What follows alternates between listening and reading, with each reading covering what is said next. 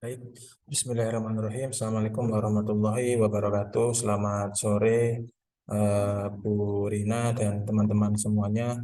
Mohon izin diri, nama saya Abdillah, NIM 220210025 yang akan mempresentasikan geohazard lapangan panas bumi Ungaran serta potensi geowisata yang kemungkinan akan muncul pada daerah ini. Ini adalah outline dari presentasi saya pada sore hari ini. Bagaimana kemudian saya akan membicarakan mengenai lokasi, kemudian kondisi geologi, geohazard lokasi penelitian, lokasi panas buminya, dan juga yang terakhir adalah potensi yang indah-indah yaitu geowisata. Ini adalah lokasi dari penelitian eh, saya yang akan saya bahas di sore ini adalah Gunung Ungaran terletak di ujung utara dari rangkaian gunung api aktif di dekatnya, yaitu Merapi, Merbabu, dan Telomoyo yang terletak melintang terhadap busur utama pada arah northwest southeast dan letaknya berada pada bagian sisi belakang busur. Jadi kita bisa melihat dia ada posisinya ada di back arc, lebih dekat pada pantai utara, kira-kira begitu. Nah, ini adalah fisiografi dan tektonik yang kemudian ada di daerah ini. Kita bisa melihat ini adalah yang warna merah adalah daerah penelitian, kemudian dia dekat dengan zona Kendeng, Rembang, RMKS, Bogor, dan sebagainya.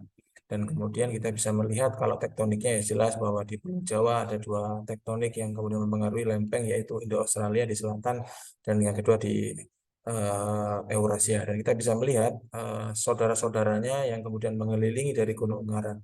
Mulai dari Gunung Muria yang lebih ke utara, kemudian Telomoyo, Merbabu, di sebelah baratnya kita bisa menemukan Dieng Volcanic Complex, Sindoro Sumbing hingga Selamet.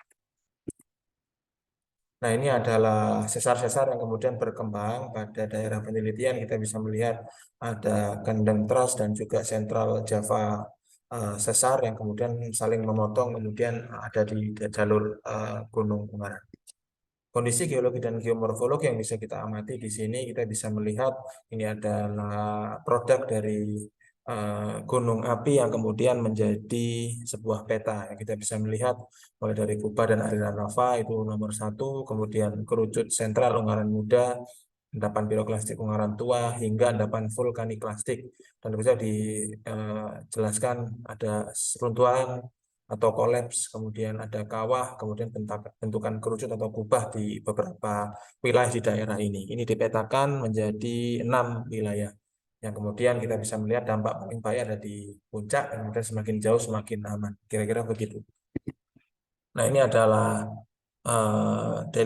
delineasi zona prospek panas bumi berdasarkan geofisika, geologi, dan geokimia. Kita bisa melihat di sini luas area prospek panas bumi yang kemudian diberikan garis putus-putus biru yang ada di utara dan juga ada di selatan. Ini di prospek Gedong Songo dan juga prospek Melimut.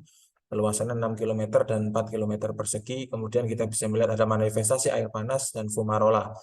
Ada struktur-struktur juga yang kemudian mengontrol bagaimana panas bumi ini muncul di daerah ini. Dan kita bisa melihat warna-warni ini menunjukkan anomali dari CO2 yang lebih dari 2 ppm dengan warna ungu, kemudian hingga anomali graviti sisa itu kurang lebih dari 13 mgl. Gunung Ungaran menyimpan bahaya tak terduga akibat tidak ada catatan erupsinya, sehingga tidak tercatat itu menjadi catatan bagi kita sebagai manusia yang kemudian tinggal di daerah yang berbahaya di masa lalu. Kita bisa melihat pola kelurusan di Ungaran, garis-garis merah, kemudian susunan ini kemudian dipetakan dan memiliki arah utama di diagram Ross, yaitu north west, kemudian south southeast hingga north east dan southwest.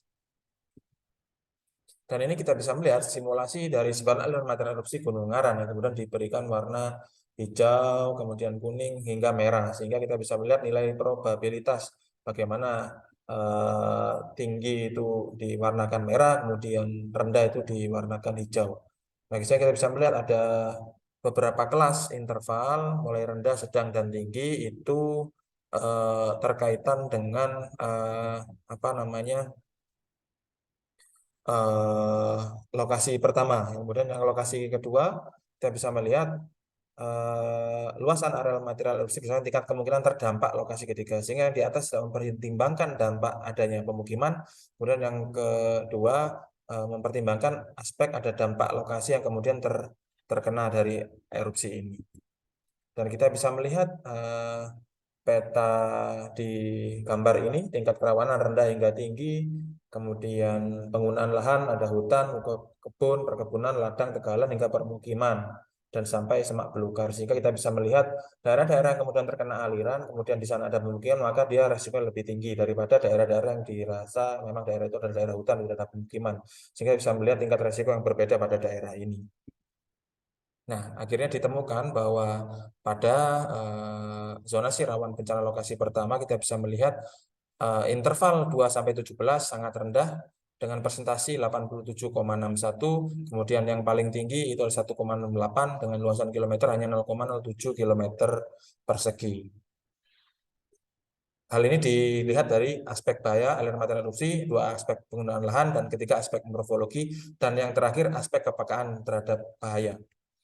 Dan tidak hanya bencana, tapi ada potensi geowisata di sini. Bagaimana Gunung Ungaran merupakan gunung api berapi yang terletak di Pulau Jawa, memiliki ketinggian 2050, dekat dengan kota Semarang. Kemudian Gunung Ungaran termasuk tipe strato yang kemudian memiliki 3 buah gunung, Gunung Gendol, Botak, Gunung Ungaran, di mana puncak tingginya adalah Gunung Ungaran. Kawasan wisata berkembang di kawasan Gunung Ungaran adalah Bandungan, namun pada gilirannya banyak bermunculan objek-objek wisata di sekitarnya, seperti apa namanya, kita bisa melihat di sini air terjun Kelenteng, Kuning, Bantir Hills, Candi Gedong Songo, hingga Curug Lawe, di mana ini semua adalah hasil dari produk erupsi Gunung Ngaran dan gunung-gunung yang lain di masa lalu, sehingga di masa lalu dinamakan bencana, tapi saat ini dinamakan sebuah berkah jadi potensi geowisata.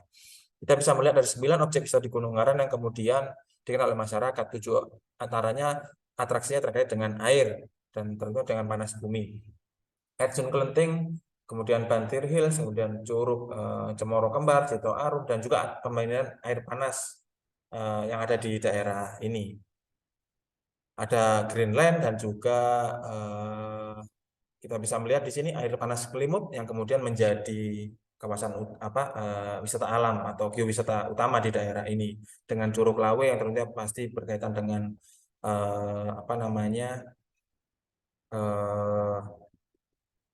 erupsi dari gunung berapi, air panas Kelimut tentunya berkaitan dengan geotermal, Pos Mawar, hingga Curug Semirang, sehingga produk-produk ini adalah semuanya berasal dari erupsi yang kemudian di kala itu bencana, sekarang sebuah berkah. Curug sebagai salah satu produk erupsi, kita bisa melihat lava yang kemudian menjadi ujung aliran, biasanya dari ujung aliran lava kemudian menjadi jalur keluarnya air atau jalur perlintasan air, sehingga muncul namanya curug atau air terjun. Sehingga kalau misalnya tidak pernah ada lava atau erupsi dari Gunung Ungaran dan gunung lainnya, maka tidak akan pernah terjadi namanya apa namanya curug yang kemudian kita bisa melihat sekarang menjadi sebuah produk wisata. Contoh geowisata yang sangat erat dengan panas bumi adalah Curug. Nah, ini adalah Curug Ngelimut yang kemudian, mata air panas, yaitu air panas Kelimut yang kemudian menjadi objek-objek pemandian, dan ini berkaitan dengan kesehatan. Artinya ketika memang kita dalam porsi yang tepat, berendam pada mata air panas yang kemudian mengandung belerang, maka akan menyehatkan kulit, mengobati gatal-gatal dan sebagainya, tapi dalam porsi yang tepat.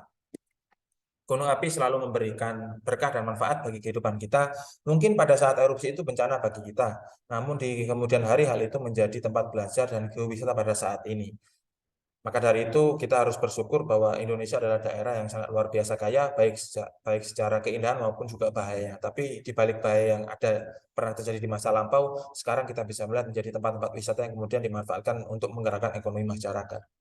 Baik, itu dari saya. Terima kasih. Kurang lebih mohon maaf. Assalamualaikum warahmatullahi wabarakatuh.